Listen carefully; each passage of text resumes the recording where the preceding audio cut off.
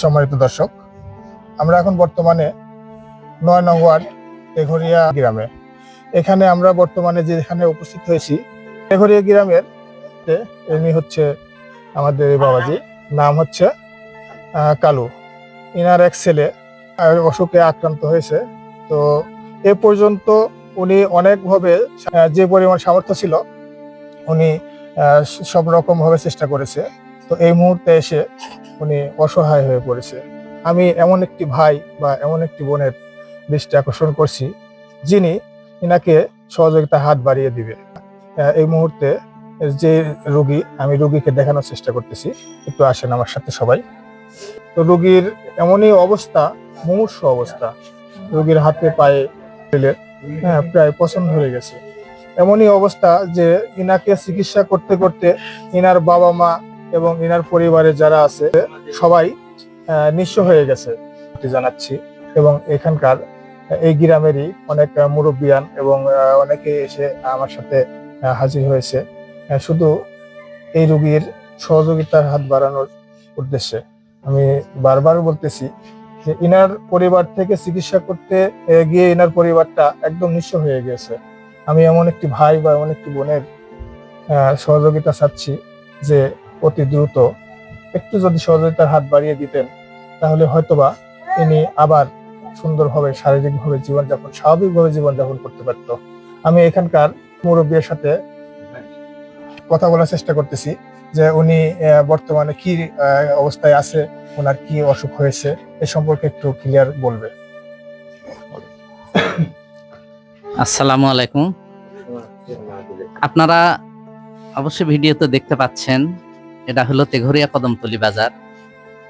এখানকার ভ্যান চালক কালু মিয়া, তার 7টা ছেলে মেয়ে, তার মধ্যে এই ছেলেটা তার ফুসফুস অর্ধেক ড্যামেজ হয়ে গেছে, সে অক্সিজেন ঠিক মতো নিতে পারে না। আপনারা দেখতে পাচ্ছেন যে অক্সিজেনের সিলিন্ডার তার সামনে আছে, সার্বক্ষণিক তাকে অরমে বাঁচিয়ে রাখতে হয়। তো একজন ভ্যান চালকের পক্ষে এই খরচ কোনো ক্রমে বহন করা সম্ভব না। আমরা এলাকার সর্বসাধারণ পারতপক্ষে যখন যা পারি তা করার চেষ্টা করি। তা আমি এই পরিবারের পক্ষ থেকে আহ্বান জানাচ্ছি, কোনো সহৃদয়বান ব্যক্তি যদি আপনারা পারেন তাকে সাহায্য করে তার এই রোগ থেকে মুক্তি লাভ করে তাকে স্বাভাবিক জীবনে ফেরার জন্য আমি সবার প্রতি আহ্বান জানাচ্ছি, আপনারা তাকে সর্বাত্মক সহযোগিতার জন্য হাত বাড়াবেন, এটাই আমার আহ্বান। এই কালু মিয়ার এই ছেলেটা নিয়ে দীর্ঘদিন হলে কষ্ট করতেছে। উনি শুধু এক ভ্যানের উপর নির্ভর করে। এই ভ্যান চালা চিকিৎসা করতে করতে আর অন্য অন্য ছেলেরাও ক্লান্ত, এবং আমরা গ্রামবাসী যতটুকু পারিছি আমরা তাকে হেল্প করার চেষ্টা করেছি, কিন্তু এখন অনেক টাকার দরকার। এত টাকা হয়তো গ্রামের আমার অঞ্চলে দেওয়ার মতো সামর্থ্য নাই। তাই যদি কেউ বড় দেনার থাকেন হয়তো তাকে কিছু অর্থ দেওয়া সাহায্য করলে তাহলে ওই বাইরে নিয়ে যায় চিকিৎসাটা করে তার পূর্ণ জীবনটা ফিরিয়ে আনতে পারে, এই কামনা করে আপনার কাছে, সবার কাছে, সকলের কাছে অনুরোধ রেখে আমি শেষ করছি। আসসালামু আলাইকুম ওয়া রাহমাতুল্লাহি ওয়া বারাকাতুহু। আমরা ইনার পরিবারেরই একজনের বিকাশ নাম্বার দিব, প্রয়োজনে ওনার কাছে ফোন দিয়ে সত্যতা যাচাই করে ওনাকে ফোনের মাধ্যমে সহযোগিতা করতে পারেন, অথবা নিজ সশরীরে ইনার বাসায় এসে আপনারা যোগাযোগ করে ইনাকে সহযোগিতা করতে পারেন। দেখেন বন্ধু, এখানে সিলিন্ডার আছে 1 2 3 4 5, অর্থাৎ এখানে একটি শেষ হয়ে গেলে আরেকটি সঙ্গে সঙ্গে যদি সেট না করে দেয় তাহলে রোগীর জন্য খুব রিস্কি হয়ে যায়। এখন এই গরিব পিতা ছেলের ভালোবাসা তো ছাড়তে পারতেছে না, সেই জায়গা থেকে কতক্ষণ পর্যন্ত এই সিলিন্ডার, এই অক্সিজেন কিনে এই ছেলেকে সুস্থ রাখবে? তার জন্য খুবই কষ্ট হয়ে যাচ্ছে, তার জন্য খুবই কষ্ট হয়ে যাচ্ছে। এবং ছেলে যে পরিস্থিতি, এই পরিস্থিতিতে ওনাকে অক্সিজেন ছাড়া 1 সেকেন্ডও রাখা সম্ভব না। তো স্ক্রিনে যে নাম্বারটা দেওয়া আছে ওই নাম্বারটা দেখে আপনারা ফোনে যোগাযোগ করে সত্যায়িত যোগাযোগ প্রমাণ করে আপনারা ওনার সাথে যোগাযোগ করবেন, সহযোগিতা করবেন এবং সশরীরে এসেও আপনারা সহযোগিতা করতে পারেন। আমরা এই মুহূর্তে রোগীর বাবার সাথে একটু কথা বলার চেষ্টা করতেছি। বল। আমি একটা ভ্যান চালক। আমার 4-5 বছর হলে চিকিৎসা করাচ্ছি, করাতে করাতে এখন একবারে নিঃস্ব হয়ে গেছে, এখন আর ক্ষমতা নাই। এখন বাইরে নিয়ে যাওয়ার চিন্তা ভাবনা করছি। বাইরে নিয়ে যেতে হবে, ডাক্তার বলেছে বাইরে নিয়ে যেতে হবে, নিয়ে গেলে বাঁচবে, তাছাড়া বাঁচবে না। সিঙ্গাপুর যেতে হবে।